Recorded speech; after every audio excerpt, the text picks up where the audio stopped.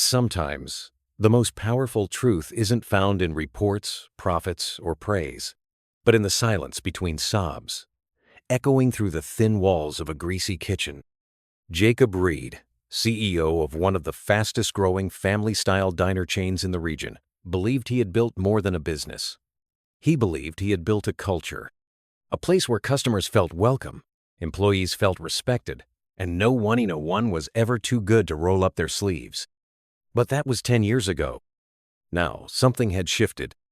It started with the smallest red flags. A complaint here, a poor online review there, cold fries, long waits, a missing smile. Then they escalated dirty restrooms, rising staff turnover, whispers about verbal abuse behind the kitchen doors. The reports he read didn't match the rumors he heard. His regional managers repeated the same line. It's just temporary. Nothing we can't handle. But Jacob didn't deal in reassurances. He dealt in truth. And he was about to find it. Jacob chose a location far from headquarters 2 hours into the suburbs. Just one of the 13 diners under his company's umbrella. A place where the staff likely wouldn't recognize the man whose signature appeared on their paychecks. He ditched the Armani suits, let a beard grow in, and wore an old hoodie and jeans. He slumped his posture and slid on thick-rimmed glasses. The polished executive who appeared in magazine interviews and local TV segments was gone. Now, he looked like any tired traveler wandering in for a meal. The bell above the door jingled as he stepped into the diner.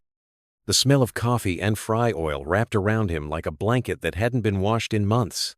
The booths were cracked, the tiles dulled, the overhead lights buzzed with a faint flicker. It wasn't dirty. Not quite, but it wasn't what Jacob had built. He sat in a booth by the window. A waitress approached him. Young, shoulders tight. A faint smile tugged at her mouth, though her eyes looked like they hadn't slept in days. Her name tag read Megan. "Hi there," she said with a worn but practiced voice. "Welcome in. Can I get you something to drink?" "Just coffee, thanks," Jacob replied. She nodded and walked away.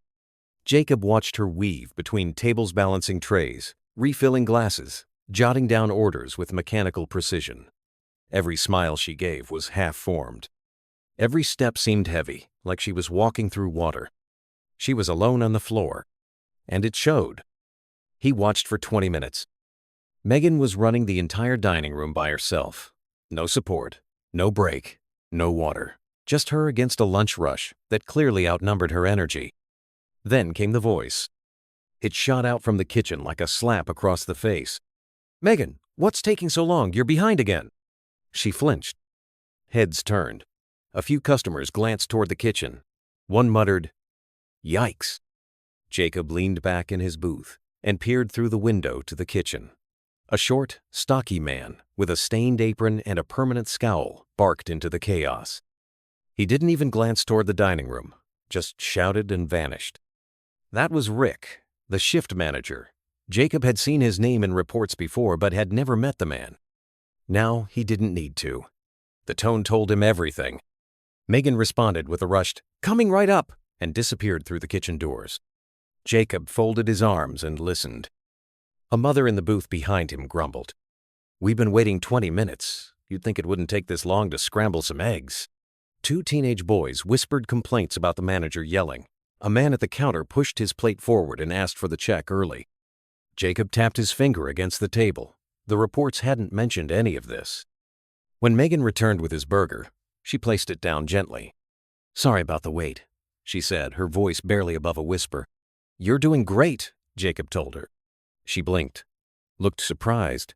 Her eyes softened just for a second. Then she nodded and hurried off again. He took one bite of the burger before a sound stopped him cold. Soft, guttural, sobbing, coming from the kitchen. Jacob strained to hear. "I'm trying my best, okay? I haven't had a break in 6 hours. I'm doing everything I can." It was Megan. Her voice cracked with exhaustion. Rick's voice cut back, sharp and dismissive. "If you can't handle the pressure, maybe this isn't the job for you." Jacob's fork clattered onto his plate. He stood, calmly but deliberately, and made his way to the kitchen. What he saw made his stomach twist. Megan stood with her back to the wall, wiping her face with the back of her hand. Her other hand trembled as she tried to steady a tray. Rick towered over her, arms folded like a prison guard waiting for an excuse to punish. Two cooks nearby avoided eye contact, pretending to be focused on the grill. Jacob stepped forward. "Is there a problem here?" he asked, his voice calm but firm. Rick turned. His eyes narrowed. "No problem. Just a miscommunication." Megan tried to speak, but her voice failed. "She looks like she needs a break," Jacob said. "We're short-staffed," Rick snapped. "No time for breaks during rush." Jacob's jaw clenched. "There's always time to treat people like human beings." Rick rolled his eyes. One of the cooks, young, nervous, spoke up. "Megan's been running since she got here. She hasn't even had water." Rick barked, "Connor, mind your station." Jacob turned to Rick. "And who makes sure the team can actually do their jobs? Because from what I'm seeing, you're the one cracking." Rick sneered. "Look, man, I don't know who you think you are." Jacob reached into his pocket, pulled out his wallet, flipped it open. "I'm Jacob Reed. I own this place." The room fell into silence. Megan's eyes went wide. Connor stopped mid-chop. Rick's face turned pale. "Office, now." Behind the door, Jacob stared at Rick. "You've turned this place into a toxic dump. You think yelling is leadership? You think public humiliation gets better service?" Rick fumbled. "It's just a tough day. Things have been hard lately." Jacob raised a hand. "I've heard enough. You're done. Pack your things." Rick's bravado crumbled. "You can't just—" "I can, and I am." Jacob returned to the dining area. The energy was thick with tension. He turned to Megan and Connor. "Meet me after your shift." Then to the staff and customers. "This isn't how we treat people. And it changes now." That night, Megan and Connor sat with Jacob at a corner booth. "I didn't know it was this bad," Jacob said. "I let myself believe the numbers instead of the people. I'm sorry." Megan hesitated. "I love this job, I really do. But it's been awful lately. No help, no support, no one listening." Connor added, "I stayed because Megan did. That's the truth. If she left, I probably would have too." Jacob nodded. "That ends here." He looked to Connor. "You've been stepping up. That's leadership. You're assistant manager now." Connor's jaw dropped. "Wait, what?"